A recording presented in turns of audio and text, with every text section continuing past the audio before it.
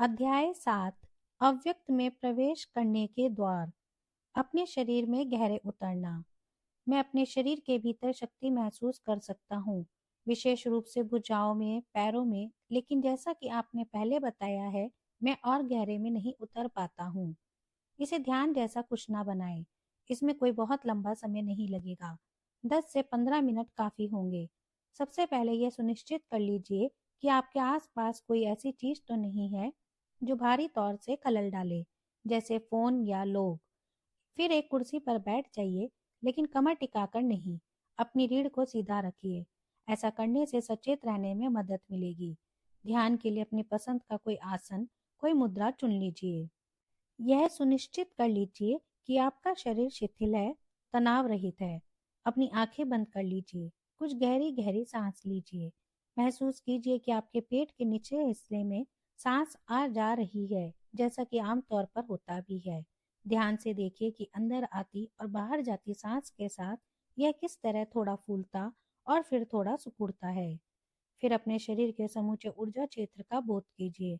उसके बारे में सोचे नहीं, बस उसे महसूस कीजिए।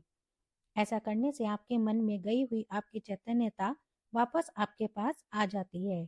अगर आपको फायदेमंद लगे तो आप प्रकाश होने की कल्पना भी कर सकते हैं, जिसे कि मैं पहले बता चुका हूँ। जब आप अपने आंतरिक शरीर को स्पष्ट रूप से एक एकल ऊर्जा क्षेत्र की तरह महसूस करने लगे, तब उसकी किसी भी तरह की काल्पनिक छवि को बना लेने से बचें और अपना फोकस केवल उसे महसूस करने पर ही रखें। अगर कर सके तो अपने इस भौतिक शरीर की किसी मानसिक छवि को भी छोड़ दें। उसके बाद जो कुछ शेष बचेगा वह होगी अखिल व अखंड विद्यमानता की या बीइंगनेस की अनुभूति, और तब आपका आंतरिक शरीर आपको असीम और अपार महसूस होने लगेगा। तब अपने अवधान को उस एहसास में और भी गहराई में ले जाइए। उसके साथ एक हो जाइए, उस ऊर्जा क्षेत्र में विलीन हो जाइए, ताकि अवलोकनकर्ता और अवलोकित जैसी, आप और आपके शरीर जैसी, यानी द्वैत जैसी कोई स्थिति ना रहे।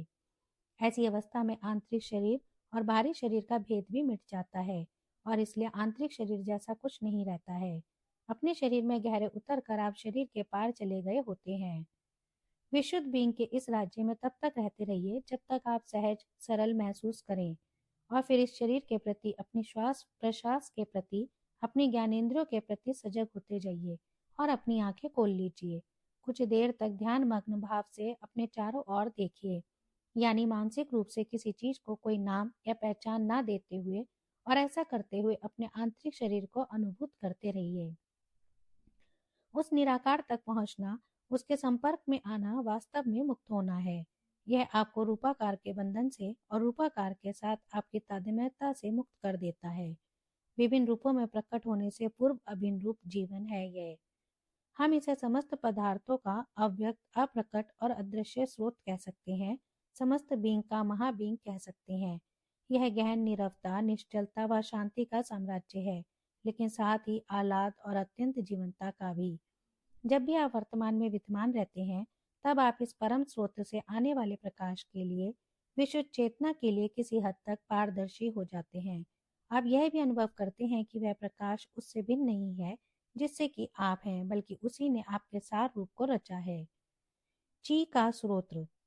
क्या यह वही अव्यक्त अप्रकट है जिसे पूरब में ची कहा जाता है, एक प्रकार की ब्रह्मांडीय जीवन शक्ति?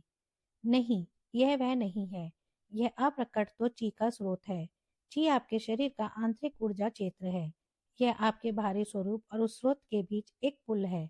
वह पुल इस प्रकट रूप संसार के और उस परम अप्रकट के बीच अव्यवस्थित है। ची को एक नदी या एक शक्ति प्रवाह माना जा सकता है। अगर आप अपनी चैतन्यता का फोकस आंतरिक शरीर की गहनता में ले जाते हैं, तो आप इस नदी के मार्ग से वापस चलते हुए उसके परम स्रोत की ओर जा रहे होते हैं। ची गति है और अप्रकट स्थिरता है। जब आप पूर्ण स्थिरता की अवस्था में पहुंच जाते हैं, जो कि स्थिर होने के बावजूद जीवन स्पंदन से परिपूर्ण रहती है, तब आप अपने आंतरिक शरीर के पार, ची के पार जाते हुए उस परम स्रोत के, उस अप्रकट के निकट पहुंच जाते हैं। उस अप्रकट और इस भौतिक जगत के बीच की कड़ी है यह ची। इसलिए अगर आप अपने अवधान को आंतरिक शरीर की गहनता में ले जाते हैं, तो आप उस बिंदु तक पहुंच सकते हैं, उस ऐक्यता में, उस अद्वैतता में पहुंच सकते हैं, जहां यह जगत उस अप्रकट में विलीन हो जाता है और वह अप्रकट ही ची के शक्ति प्रवाह का रूप ले लेता है, जो कि फिर जगत बन जाता है। जन्म और मृत्यु का मिलन स्थल है ये। जब आपकी चेतना बहुमुखी हो जाती है, तब मन और जगत उत्पन्न होने लगता है, दृष्टि गोचर होने लगता है, और जब आपकी चेतना अंतर्मुखी हो जाती है, तो वह अपने मूल स्रोत को जान जाती है और अपने घर को अप्रकट को लौट आती है। फिर जब कभी आपकी चेतना इस प्रकट जगत में पुनः वापस आती है, तब आप उस रूपाकार वाली पहचान को, व्यक्तित्व को पुनः धारण कर लेते हैं, जिसे आपने अस्थायी रूप से छोड़ दिया था। तब आपका एक नाम होता है, एक जीवन परिस्थिति होती है, अतीत होता है, भविष्य होता है, लेकिन मूलभूत रूप से आप वही व्यक्ति नहीं रह जाते हैं जो कि आप पहले थे। अपने भीतर आपको वास्तविकता की वह झलक दिखाई देती है जो कि इस जगत की नहीं होती है, हालांकि वह उससे पृथक भी नहीं होती है, बिल्कुल उसी तरह जैसे वह आपसे पृथक नहीं होती है। तो आपका आध्यात्मिक अभ्यास ऐसा हो, जब आप अपना जीवन व्यतीत करें, तो अपने मन और बाह्य जगत को अपने अवधान का 100% हिस्सा मत दीजिए, थोड़ा बहुत अपने अंदर भी रखिए। इस बारे में मैं पहले भी बता चुका हूँ। दिन प्रतिदिन के अपने कार्यकलाप करते हुए भी अपने आंतरिक शरीर को महसूस करते रहिए, खास तौर से तब जबकि आप किसी संबंध को बरत रहे हों या प्रकृति की गोद में हो। इस नीरवता, निश्चलता, स्थिरता को, इस शांति को अपने भीतर गहराई तक महसूस कीजिए। द्वार खुला रखिए। उस अप्रकट के प्रति जीवन भर चैतन्य रहना बिल्कुल संभव है। जो कुछ भी बाहर घटित हो रहा है, उसमें भी आप उसे कहीं पृष्ठभूमि में अगाध नीरवता, निश्चलता व शांतता की एक ऐसी अनुभूति के रूप में महसूस करते रहेंगे, जो कि आपका साथ छोड़कर कभी ना जाती हो। तब आप अप्रकट व प्रकट के बीच, ईश्वर और जगत के बीच एक सेतु बन जाते हैं। उस स्रोत से जुड़ जाने की यही वह अवस्था है जिसे हम आत्मज्ञान होना कहते हैं, एनलाइटमेंट कहते हैं। यह धारणा मत पाल लीजिए कि अप्रकट प्रकट से पृथक हुआ करता है। वह ऐसा हो भी कैसे सकता है? हर रूप के अंदर जीवन वही तो है, हर अस्तित्व के तत्व रूप में वही तो है, वही इस जगत में व्याप्त है। आइए थोड़ा विस्तार से बताता हूँ। स्वप्न रहित निद्रा। हर रात जब आप गहरी और स्वप्न रहित निद्रा में होते हैं, तब उस अप्रकट में ही यात्रा कर रहे होते हैं। तब आप उस अप्रकट में विलीन हो गए होते हैं।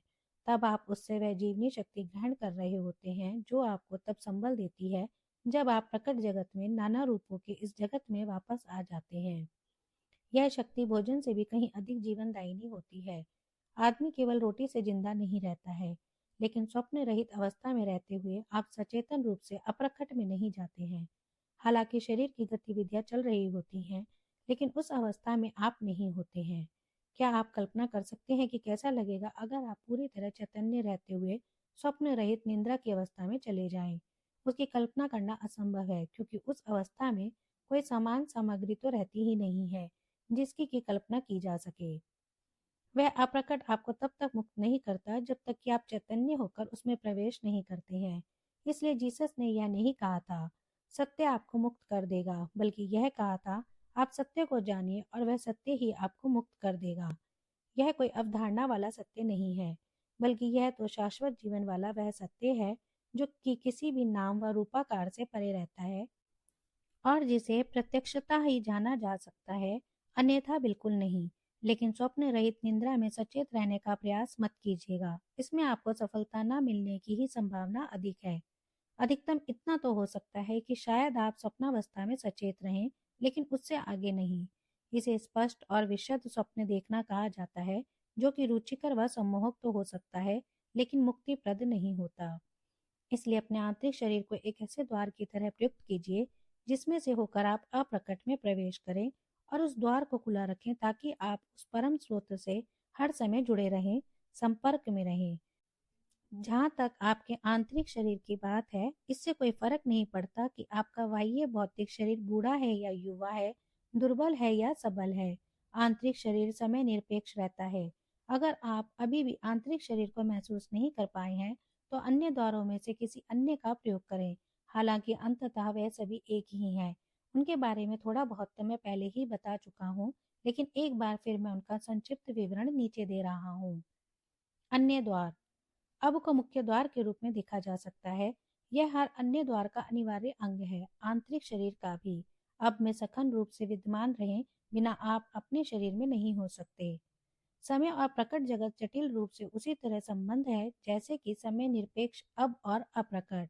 जब आप सघन वर्तमान पल की सजगता के माध्यम से मनोवैज्ञानिक समय का अंत कर देते हैं, तब आप अप्रकट के प्रति चैतन्य हो जाते हैं, प्रत्यक्ष रूप से भी और परोक्ष रूप से भी। प्रत्यक्षता इसे आप अपनी सजग विद्यमानता की कांति और शक्ति के रूप में देखते हैं, जिसमें कि कोई अंतर वस्तु नहीं रहती, केवल विद्यमानता रहती है, उपस्थिति रहती है। परोक्षता आप मस्तिष्कीय क्षेत्र में और उसी के जरिए आप प्रकट के प्रति सजग हो जाते हैं। दूसरे शब्दों में आप ईश्वर सत्व को हर प्राणी में, हर फूल में, हर पत्थर में महसूस करते हैं। जो भी है वह पवित्र है। इसलिए थॉमस की नीति कथाओं में जीसस पूरी तरह से अपने सत्व या क्राइस्ट स्वरूप में से बोलते हुए कहते हैं, लकड़ी को फाड़ो, मैं उसमें मिलूंगा। कोई भी पत्थर उठाओ, तुम मुझे वहीं पाओगे। अप्रकट में प्रवेश करने का एक अन्य द्वार है विचार को विराम देना। इसे एक बड़े ही सरल तरीके से शुरू किया जा सकता है, जैसे सजग रूप से, अत्यंत सचेत रूप से सांस लेना या देखना। जैसे किसी फूल को इस तरह देखना कि उस देखने के साथ कोई मानसिक टीका टिप्पणी या व्याख्या न चल रही हो। अविराम चलने वाले विचार प्रवाह में एक अंतराल बनाने के अनेक तरीके हैं। ध्यान यही तो करता है। विचार तो प्रकट के प्रदेश का हिस्सा होता है। निरंतर चलने वाली मन की गतिविधि आपको रूपाकार वाले जगत में बंदी बनाए रखती है और ऐसा अपारदर्शी व मैला पर्दा बन जाती है, जो कि अप्रकट के प्रति चैतन्य होने से, निराकार के प्रति चैतन्य होने से और स्वयं आप में और समस्त पदार्थों व प्राणियों में विराजमान ईश्वर सत्व के प्रति चैतन्य होने से आपको वंचित कर देती है, रोक देती है। जब आप सघन रूप से वर्तमान में विद्यमान रहते हैं, उपस्थित रहते हैं, तब आपको विचार की रोकथाम करने की कोई आवश्यकता नहीं रह जाती। वाकई, क्योंकि तब मन स्वयं ही थम जाता है। इसलिए मैंने कहा है कि हर एक द्वार का आवश्यक हिस्सा है अब समर्पण, यानी जो है के प्रति मानसिक एवं भावनात्मक प्रतिरोध को खत्म कर देना। यह भी अप्रकट में प्रवेश करने का एक द्वार बन जाता है। इसका कारण सीधा सरल है। मन के अंदर से उठने वाला प्रतिरोध लोगों से, स्वयं आपसे, आपके चारों ओर के संसार से आपको अलग कर देता है, काट देता है। यह अलगाव की उस भावना को बल दिया करता है जिस पर कि अहम अपने अस्तित्व के लिए निर्भर रहा करता है। अलगाव की भावना जितनी अधिक प्रबल होगी, उतना ही अधिक आप प्रकट के साथ, नाना रूपों वाले इस जगत के साथ आबद्ध रहेंगे। रूपाकार वाले जगत के साथ आप जितना अधिक आबद्ध रहेंगे, आपकी रूपाकार वाली विशिष्टता उतनी ही अधिक पुष्ट, उतनी ही अधिक अवैध होती चली जाएगी। आपका द्वार बंद है और इसलिए आप अपने आंतरिक आयाम से, गहनता के आयाम से कटे रहते हैं। समर्पण की अवस्था में आपकी रूपाकार वाली विशिष्टता नरम और शिथिल हो जाती है और किसी हद तक पारदर्शी हो जाती है, जैसे कि वह पहले हुआ करती थी, और इस तरह से अप्रकट आप में से चमकने लगता है। यह आपके ऊपर है कि आप ऐसा कौन सा द्वार खोलते हैं जो कि आपकी चेतना को अप्रकट तक पहुंचा दे। अपने आंतरिक शरीर के ऊर्जा क्षेत्र के संपर्क में रहिए, सघन रूप से उपस्थित रहिए, मन के साथ तादात्म्य मत होइए, जो है के प्रति समर्पित रहिए। ये सभी वे द्वार हैं जिनका आप प्रयोग कर सकते हैं, लेकिन आपको किसी एक का ही प्रयोग करना है। निश्चित रूप से प्रेम भी तो इन द्वारों में से एक होना चाहिए। नहीं, वह नहीं है। इन द्वारों में से कोई भी एक द्वार जब खुलता है, तब एकत्व के अनुभव बोध के रूप में प्रेम वहां मौजूद रहता है। प्रेम कोई द्वार नहीं है, बल्कि यह वह है जो द्वार में से होता हुआ इस संसार में आता है। जब तक आप पूरी तरह अपनी नाम रूप वाली पहचान के पिंजरे में रहते हैं, तब तक आप में प्रेम नहीं आ सकता। आपका काम प्रेम को तलाश करना नहीं है, बल्कि वह द्वार खोजना है जिसके जरिए प्रेम प्रवेश कर सके। निशब्दता। आपने जितने द्वार अभी अभी बताए हैं, क्या इनके अलावा भी कुछ और द्वार हैं? हाँ है। अप्रकट प्रकट से पृथक नहीं रहता है। वह तो समस्त संसार में व्याप्त है, लेकिन वह इतनी अच्छी तरह छिपा रहता है कि लगभग हर कोई उसे देखने में, उसे पाने में पूरी तरह से चूक जाता है। अगर आप जान जाए कि उसे कहाँ देखा जाए, तो आप उसे सर्वत्र पाएंगे। तब हर पल एक द्वार खुल रहा होता है। क्या आप सुन रहे हैं कि दूर कहीं एक कुत्ता भौंक रहा है या कोई कार गुजर रही है? ध्यान से सुनिए। क्या आप उसमें अप्रकट की विद्यमानता महसूस कर सकते हैं? नहीं कर सकते। उस निशब्दता पर ध्यान दीजिए जिसमें से होते हुए आवाजें आती हैं और जिसमें में वापस चली जाती हैं। आवाजों पर अधिक ध्यान देने के बजाय उस निशब्दता पर अधिक ध्यान दीजिए। बाह्य निशब्दता पर ध्यान देने से आंतरिक निशब्दता आती है। मन तब निरल, निश्चल, शांत रहने लगता है। हर आवाज निशब्दता में से पैदा होती है और निशब्दता में ही विलीन हो जाती है, और अपने जीवन काल में भी वह निशब्दता से ही घिरी रहती है। निशब्दता आवाज को होने की समर्थता प्रदान करती है। निशब्दता हर आवाज का, हर ध्वनि का, संगीत के हर स्वर का, हर गीत का, हर शब्द का एक अंतरंग किंतु अप्रकट अंग होती है। इस जगत में अप्रकट भी उसी प्रकार विद्यमान है जैसे निशब्दता। इसलिए कहा गया है कि इस जगत में ईश्वर के समान अगर कुछ है तो वह है निशब्दता। आपको केवल इतना करना है कि उस पर ध्यान दें। बातचीत के दौरान भी शब्दों के बीच के अंतराल के प्रति, वाक्यों के बीच निशब्द अंतराल के प्रति सचेत रहें। जब आप ऐसा करेंगे तो आपके भीतर नीरवता, निश्चलता और शांति के आयाम बढ़ने लगेंगे। अपने अंदर नीरव और निश्चल हुए बिना आप निशब्दता को अपना अवधान नहीं दे सकते। बाहर निशब्दता, भीतर निशब्दता। अब आप अप्रकट में प्रवेश कर सकते हैं। आकाशः रिक्त स्थान। जैसे कि किसी भी शब्द, किसी भी ध्वनि, किसी भी आवाज का होना निशब्दता के बिना नहीं हो सकता, ठीक वैसे ही किसी भी चीज का अस्तित्व शून्य के बिना, आकाश के बिना, रिक्त स्थान के बिना नहीं हो सकता, क्योंकि यही तो उसका होना संभव करता है। प्रत्येक भौतिक पदार्थ, पिंड या शरीर शून्य से ही तो आता है, शून्यता से ही घिरा रहता है और अंततः शून्यता में ही लौट जाता है। इतना ही नहीं, प्रत्येक भौतिक पिंड के भीतर कुछ की अपेक्षा कुछ नहीं अधिक है। भौतिक विज्ञानी हमें बताते हैं कि पदार्थ का ठोस लगना एक भ्रम है। ठोस प्रतीत होने वाले पदार्थों में भी और आपके शरीर में भी लगभग 100% शून्यता है। अपने आकार की तुलना में अणुओं के बीच रहने वाले भी फासले काफी ज्यादा है। और तो और हर अणु के भीतर भी अधिकांशतः स्थान रिक्त ही है। जो है उसमें ठोस पदार्थ के कणों की तुलना में स्पंदन आवृत्ति ही अधिक है, बिल्कुल संगीत के स्वर संकेतों की तरह। बौद्ध लोगों ने इसे 2500 वर्ष पहले जान लिया था। सर्वश्रेष्ठ कहे जाने वाले प्राचीन बौद्ध ग्रंथों में से एक है हृदय सूत्र। उसमें कहा गया है, आकार शून्य है, शून्य आकार है। हर पदार्थ का, हर चीज का सारभूत है शून्य, आकाश, रिक्त स्थान। अप्रकट भी इस जगत में केवल निःशब्दता की तरह ही विद्यमान नहीं है, बल्कि संपूर्ण ब्रह्मांड में वह आकाश रूप में भी व्याप्त है, भीतर भी और बाहर भी। इसको भी हम ऐसे ही चूक जाते हैं जैसे निःशब्दता को चूक जाते हैं। हर कोई आकाश में स्थित पदार्थों पर ध्यान देता है, लेकिन स्वयं आकाश पर, रिक्त स्थान पर, शून्य पर कौन ध्यान देता है? आपके कहने का अर्थ यह लग रहा है कि रिक्तता या कुछ नहींपन केवल कुछ नहीं होता, बल्कि उसमें कुछ रहस्यमय गुण भी होता है। यह कुछ नहींपन होता क्या है? आप ऐसा प्रश्न नहीं पूछ सकते। दरअसल आपका मन कुछ नहीं को कुछ बनाने की कोशिश कर रहा है। जैसे ही आप इसे कुछ बना देंगे, त्यों ही आप इसे खो देंगे। कुछ नहींपन यानी आकाश, रिक्तता, शून्य, वह इस इंद्रिय गम्य जगत में अप्रकट का मूर्त रूप में प्रकट होना है। कोई इसके बारे में केवल इतना ही कह सकता है। हालांकि यह भी एक तरह का विरोधाभास ही होगा। इसे ज्ञान का विषय नहीं बनाया जा सकता। आप कुछ नहीं पर शोध नहीं कर सकते, डॉक्टरेट की डिग्री नहीं ले सकते। वैज्ञानिक लोग जब आकाश का अध्ययन करते हैं तो आमतौर पर वे इसे कुछ बना देते हैं और इस तरह उसके सार से पूरी तरह चूक जाते हैं। इसलिए शायद आपको आश्चर्य हो कि नवीनतम सिद्धांत यह प्रतिपादित किया गया है कि आकाश कतई रिक्त नहीं है, वह किसी पदार्थ से भरा हुआ है। जब आप कोई सिद्धांत गढ़ लेते हैं तब उसके साबित करने के लिए प्रमाण जुटाना कोई कठिन काम नहीं रह जाता है, कम से कम तब तक जब तक कि कोई एक नया सिद्धांत लेकर ना आ जाए।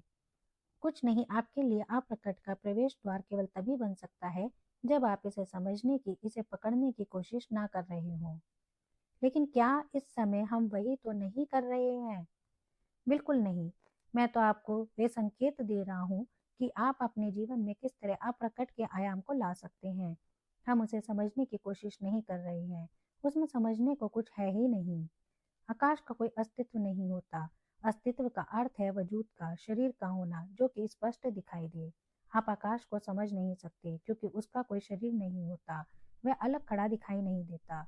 लेकिन भले ही इसका कोई अस्तित्व ना हो, लेकिन यह हर अन्य चीज के अस्तित्व को संभव बनाता है। इसी तरह निःशब्दता का भी कोई अस्तित्व नहीं होता और ना ही अप्रकट का होता है। तो तब क्या होता है जब आप आकाश में स्थित वस्तुओं पर से अपना ध्यान हटा लेते हैं और आकाश ही के प्रति सजग हो जाते हैं? इस कमरे का सार क्या है? ये फर्नीचर, तस्वीरें इत्यादि इस कमरे में है, लेकिन ये चीजें यह कमरा नहीं है। फर्श, दीवारें और छत ये इस कमरे की सीमा को दर्शाती हैं, लेकिन ये भी यह कमरा नहीं है। तो फिर इस कमरे का सार क्या है, यानी वह मुख्य चीज क्या है जो इसे कमरा बनाती है? आकाश। जी हाँ, इसका खाली स्थान। इसके बिना यहाँ कोई कमरा ही नहीं होगा। नो रूम, क्योंकि कक्ष का शाब्दिक अर्थ ही है भीतरी अवकाश, रिक्त स्थान। और अंग्रेजी के रूम शब्द का भी शाब्दिक अर्थ यही है, स्पेस। आकाश या रिक्त स्थान या शून्य चूंकि कुछ नहीं होता, इसलिए हम कह सकते हैं कि जो नहीं है वह कहीं अधिक महत्वपूर्ण है अपेक्षाकृत उसके कि जो है। इसलिए आपके चारों तरफ व्याप्त आकाश के प्रति सजग रहिए, उसका बोध रखिए, उसके बारे में सोचिए नहीं, उसे महसूस कीजिए जैसा वह है। कुछ नहीं को अपना ध्यान और अवधान दीजिए। जब आप ऐसा करेंगे तब आपके भीतर चेतना की जगह कुछ बदल जाएगी। उसका कारण बताता हूँ। कमरे की खाली जगह में रखी हुई वस्तुएं जैसे फर्नीचर, दीवारों आदि सामान की तरह ही आपके मन में भी मानसिक सामान भरा होता है, विचार, भावनाएं और ज्ञानेंद्रियों के विषय। और आकाश का आंतरिक प्रतिरूप है चेतना, जो कि आपके मानसिक सामान को उसी प्रकार अस्तित्व प्रदान करती है जैसे आकाश सभी चीजों को अस्तित्व प्रदान करता है। इसलिए अगर आप अपना ध्यान चीजों से हटा लें, जैसे कोई खाली जगह में रखी चीजें हटा ले, तब आपका ध्यान स्वतः ही अपने मानसिक सामान से भी हट जाएगा। दूसरे शब्दों में ऐसा नहीं हो सकता कि आप आकाश यानी खाली जगह के बारे में या निशब्दता के बारे में सोचे भी और उसे महसूस भी करें। अपने चारों तरफ के रिक्त स्थान के बारे में सजग होने के साथ ही आप मन रहितता वाली रिक्तता के बारे में, विशुद्ध चेतना के बारे में यानी अप्रकट के बारे में भी सजग हो जाते हैं, बोधमय हो जाते हैं। इस तरह आकाश का ध्यान रखना आपके लिए एक प्रवेश द्वार बन जाता है। रिक्तता और निशब्दता, ये दोनों उसी कुछ के और उसी कुछ नहीं के दो पहलू हैं। यह आंतरिक आकाश और आंतरिक नीरवता के मूर्त रूप हैं, यानी निश्चलता के, शांति के, समुचित सृष्टि के असीम सृजनशील गर्भ हैं ये। अधिकांश लोग इस आयाम से बिल्कुल अनजान रहते हैं। उनके अंदर ना कोई आंतरिक आकाश है, ना कोई आंतरिक नीरवता है। वे असंतुलित रहते हैं। दूसरे शब्दों में वे जगत को जानते हैं, या ऐसा वे मानते तो हैं ही, लेकिन वे ईश्वर को नहीं जानते। सार के प्रति अचेत व अनभिज्ञ रहते हुए वे अपने शारीरिक और मनोवैज्ञानिक स्वरूप के साथ पूरी तरह तादात्म्य कर लिया करते हैं। और चूंकि हर रूप अस्थिर व अस्थायी होता है, इसलिए वे भयभीत रहा करते हैं। यही भय उन्हें खुद को और दूसरों को समझने में भारी गलती का कारण बनता है और जगत को देखने के विकृत नजरिए का भी कारण बन जाता है। यदि अंतरिक्ष से टपकी कोई आपदा इस संसार का अंत कर दे, तो भी अप्रकट उससे पूरी तरह अप्रभावित ही रहेगा। एक कोर्स इन मिरेकल्स में इस बात को एक कटु सत्य के रूप में कहा गया है। जो वास्तविकता में है उसे कोई संकट हो ही नहीं सकता, और जो अवास्तविक है उसका अस्तित्व नहीं टिका रह सकता। इसी पर स्थित है ईश्वर की शांति। जब आप सजग रूप से अप्रकट से जुड़े रहते हैं, तब आप प्रकट का मूल्य महत्व समझते हैं, उसे प्रेम करते हैं, गहराई से उसका आदर करते हैं, जीवन के हर रूप को उसके रूप से परे एक अखंड जीवन की अभिव्यक्ति की तरह लेते हैं। आप यह भी जान जाते हैं कि हर रूप का अंत होना उसकी नियति है और अंततः भारी कोई भी चीज कोई मायने नहीं रखती। तब जीसस के शब्दों में तुमने जगत को पार कर लिया है, और बुद्ध के शब्दों में आप भव सागर पार करके दूसरे किनारे पर पहुंच गए हैं। आकाश और समय का वास्तविक स्वभाव। अब जरा इस पर गौर कीजिए। अगर निशब्दता के अलावा किसी और चीज का अस्तित्व ही ना होता, तो आपके लिए तो वह जैसे होती ही नहीं। आप यह भी नहीं जान पाते कि वह है क्या। जब कोई शब्द होता है, कोई ध्वनि होती है, केवल तभी निशब्दता का पता चलता है। इसी प्रकार यदि केवल आकाश ही होता, केवल रिक्त स्थान ही होता जिसमें कि कोई भी वस्तु न होती, तो आपके लिए तो जैसे आकाश होता ही नहीं। अपने आप को चैतन्यता के एक ऐसे बिंदु के रूप में कल्पना कीजिए जो कि आकाश की व्यापकता में तैर रहा है। उसमें ना कोई तारा है, ना कोई आकाश गंगा है, केवल रिक्तता है। अचानक ही आपको लगेगा जैसे आकाश में कोई व्यापकता ही नहीं है, कोई फैलाव ही नहीं है, जैसे वह है ही नहीं। तब आपको ना कोई गति लगेगी और ना ही यहाँ से वहां जाने की चलायमानता लगेगी। आकाश को अस्तित्व में आने के लिए, कोई फासला बताने के लिए कम से कम दो बिंदुओं का संदर्भ तो चाहिए ही। आकाश का अस्तित्व तभी होता है जब एक के दो हो जाते हैं, दो के 10,000 हो जाते हैं, जैसा कि लाओ त्से ने प्रकट संसार को बताया है। तब आकाश अधिकाधिक व्यापक हो जाता है। इस प्रकार संसार और आकाश का जन्म एक साथ होता है। आकाश के बिना कुछ नहीं हो सकता, लेकिन फिर भी आकाश कुछ नहीं है। इस ब्रह्मांड के अस्तित्व में आने से पहले, अगर आप कहना चाहें तो बिग बैंग से पहले, कोई विशाल रिक्त स्थान नहीं था जिसे कि भरा जाना हो। ना कोई आकाश था और ना ही कोई चीज थी, केवल अप्रकट था, अद्वैत। वह अद्वैत, वह एक, जब एको हम भविष्याम से अनेक हो गया, तब अचानक ही आकाश का होना प्रतीत हुआ, जिसने कि बहुतों को होने दिया। यह आकाश आया कहाँ से? क्या यह ईश्वर द्वारा रचा गया था ताकि वह अपनी सृष्टि को उसमें रख सके? बिल्कुल नहीं, आकाश कुछ नहीं है, इसलिए इसे कभी रचा ही नहीं गया। स्वच्छ आकाश वाली किसी रात्रि में बाहर निकले, नंगी आंखों से दिखाई पड़ने वाले हजारों हजार तारे तो उस आकाश में मौजूद तारों की केवल एक अल्प मात्रा है। अत्यंत सूक्ष्म दूरबीनों से 1000 मिलियन आकाश गंगाएं तो अभी तक खोजी जा चुकी हैं। अंतरिक्ष के दीप जैसी हर आकाश गंगा में हजारों लाख तारे होते हैं।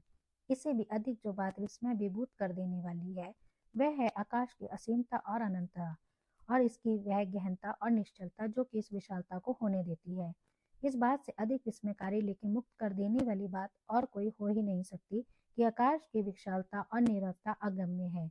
लेकिन फिर भी यह क्या है? आंतरिक शरीर रिक्तता, केवल विशाल रिक्त स्थान। इस ब्रह्मांड में हमारे मस्तिष्क और हमारे ज्ञानेंद्रियों के जरिए देखा हुआ महसूस किया जाने वाला यह आकाश हमें जैसा प्रतीत होता है वह अप्रकट और अव्यक्त ही तो है। मूर्त रूप में ईश्वर का शरीर है ये।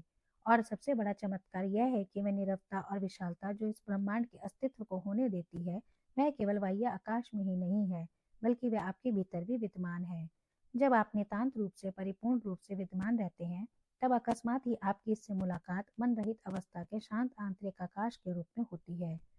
आपके भीतर यह असीम गहन रूप में होता है, विस्तार रूप में नहीं, क्योंकि आकाशीय विस्तार अंततः अनंत व अथाह गहनता का ही एक मिथ्या बोध होता है। उस अनुभवातीत वास्तविकता का एक स्वाभाविक गुण ही होता है। अल्बर्ट आइंस्टीन ने कहा है कि आकाश और समय अलग अलग नहीं है। मेरी समझ में यह बात बिल्कुल नहीं आती, लेकिन मुझे लगता है कि वे यह कह रहे हैं कि समय आकाश का चौथा आयाम है। वे इसे आकाश समय का अबाध क्रम बता रहे हैं। जी हाँ, बाहरी तौर पर आप जिन्हें आकाश और समय के रूप में देखते हैं वे कतई तौर पर भ्रम ही है, लेकिन उनमें सत्य का एक मूल तत्व रहता है। वे ईश्वर, अनंतता और शाश्वतता के दो ऐसे सारभूत सहज लक्षण हैं जिसे ऐसे अनुभूत किया जाता है जैसे कि उनका अस्तित्व आपसे बाहर कहीं हो। आपके भीतर आकाश और समय का एक एक आंतरिक प्रतिरूप रहा करता है, जो कि दोनों के ही और आपके भी सच्चे स्वरूप को प्रकट किया करता है। जबकि आकाश मन रहित अवस्था की स्थिर, निश्चल और अथाह गहनता होती है, तो समय का प्रतिरूप होती है विद्यमानता, प्रेजेंस, यानी शाश्वत अब के प्रति सजगता। यह याद रखिए कि इन दोनों में कोई अंतर नहीं है, कोई भेद नहीं है। अपने भीतर जब आकाश और समय को अप्रकट के रूप में यानी मन रहितता और विद्यमानता के रूप में प्रत्यक्ष देख समझ लिया जाता है, तब बाहरी आकाश और समय आपके लिए वजूद तो रखते हैं, लेकिन उनका महत्व कम ही रह जाता है। यह संसार भी आपके लिए तब वजूद तो रखता है, लेकिन वह आपको फिर बांध नहीं पाता है। इसलिए संसार का असल प्रयोजन संसार में अटके रहना नहीं है, बल्कि इससे पार पाना है। जैसे कि यदि आकाश में कोई चीज ना होती तो आप आकाश से अनभिज्ञ ही रहते, उसी प्रकार अप्रकट को जानने के लिए, उसके होने का बोध करने के लिए संसार की आवश्यकता तो पड़ती ही है। आपने शायद बुद्ध का यह कथन तो सुना ही होगा, अगर कोई भ्रम ना होते तो कोई एनलाइटमेंट भी ना होता। यह संसार के माध्यम से और अंततः आपके माध्यम से ही होता है कि अप्रकट स्वयं को जान जाता है। ब्रह्मांड को व्यक्त करने, उसे प्रकट करने के दिव्य प्रयोजन के लिए ही आप यहाँ आए हैं। इस बात से पता चलता है कि आप कितने महत्वपूर्ण हैं। चैतन्य मृत्यु, जिस स्वप्न रहित निद्रा की चर्चा मैं पहले कर चुका हूँ, इसके अलावा एक और भी स्वतः मिलने वाला प्रवेश द्वार है। यह द्वार शारीरिक मृत्यु के समय कुछ देर के लिए खुलता है। अगर अपने जीवन काल में आप आध्यात्मिक बोध के सभी अन्य अवसरों को चूक गए हैं, तब भी एक अंतिम द्वार आपके लिए आपके देहावसान के समय खुलने वाला है। ऐसे अनगिनत किस्से हैं जो उन लोगों ने सुनाए हैं जिन्होंने इस द्वार को एक प्रदीप्त प्रकाश के रूप में प्रत्यक्ष देखा और फिर वे मृत्यु का सानिध्य कहे जाने वाले अनुभव के बाद जीवन में वापस लौट आए। उनमें से कई लोगों ने वहां एक परम आनंदमय निराकुलता, अनुदिकता, प्रसन्नता और गहन शांति की अनुभूति होने की बात कही है। तिब्बतन बुक ऑफ डेथ में इसे परम आकाश के रंगीन प्रकाश की ज्योतिर्मय शोभा कहा गया है और उसे स्वयं आपका सच्चा स्वरूप बताया गया है। यह द्वार बहुत थोड़े समय के लिए ही खुलता है, और अगर अपने जीवन काल में आप अप्रकट के रूबरू नहीं हुए हैं तो बहुत संभव है कि आप इसे चूक जाएं। अधिकांश लोग बड़ी मात्रा में फालतू प्रतिरोध, अत्यधिक भय, इंद्रिय भोग के साथ अत्यधिक लगाव और इस प्रकट संसार के साथ अत्यधिक तादात्म्यता को अपने साथ ढोए ढोए चलते हैं। इसलिए वे उस द्वार को देखते तो हैं, लेकिन भय से पीछे मुड़ जाते हैं और फिर चैतन्यता खो देते हैं। उसके बाद जो कुछ होता है वह स्वतः होता है, बिना इच्छा किए होता है। अंततः जन्म और मरण का अगला चक्र तो होना ही होता है, लेकिन उनकी उपस्थिति इतनी सुदृढ़ नहीं होती कि वह चैतन्य अमरता के लिए काफी हो। तो क्या इस द्वार में से गुजरने का अर्थ पूरी तरह अंत हो जाना नहीं है? जैसा कि अन्य प्रवेश द्वारों के साथ होता है, आपका प्रदीप्त वास्तविक स्वरूप तो बना रहता है, लेकिन आपका भौतिक व्यक्तित्व नहीं रहता है। जो भी हो, आपके व्यक्तित्व में जो कुछ भी वास्तविक या सच में महत्वपूर्ण होता है, वह आपका सच्चा स्वरूप होता है, जो प्रकाशित होता है। वह कभी लोप नहीं होता। जिसका मूल्य है, महत्व है, जो वास्तविक है, वह कभी लोप नहीं होता। मृत्यु का आगमन और स्वयं मृत्यु यानी इस भौतिक देह का अंत होना, यह हमेशा ही आध्यात्मिक ज्ञान प्राप्ति का एक महान अवसर रहा है। दुर्भाग्य से इस अवसर को प्राय खो दिया जाता है, क्योंकि हम एक ऐसी संस्कृति में रहते हैं जिसका मृत्यु संबंधी ज्ञान बिल्कुल उसी तरह शून्य है जैसा उसका ज्ञान उन विषयों के संबंध में शून्य है जिनका कि वास्तव में महत्व है। प्रत्येक प्रवेश द्वार मृत्यु का प्रवेश द्वार होता है, मिथ्या की मृत्यु का प्रवेश द्वार। जब आप इसमें से गुजरते हैं, तब आप अपनी मनोवैज्ञानिक व मन रचित छवि को अपनी पहचान मानना बंद कर देते हैं। आपको तब यह ज्ञान हो जाता है कि मृत्यु तो एक भ्रांति है, वैसी ही भ्रांति जैसी कि अपने नाम रूप के साथ आपके तादात्म्यता की भ्रांति। भ्रांति का अंत हो जाना, यही है मृत्यु। मृत्यु दुखदायी तभी होती है जब आप भ्रांति से चिपके रहते हैं।